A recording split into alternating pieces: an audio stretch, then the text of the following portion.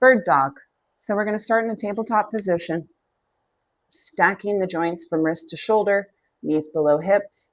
Again, we want a nice flat back here with the core engaged. So thinking about drawing the navel towards the spine, simply so we're not slumped out and collapsing into an arch, control across the torso.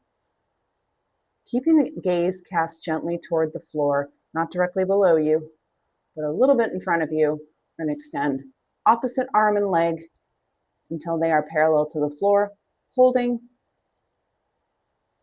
planting, and shifting to the other side. So we want to point and lengthen from end to end, fingertips and toes stretching to opposite walls, glutes engaged, knees extended, arm high.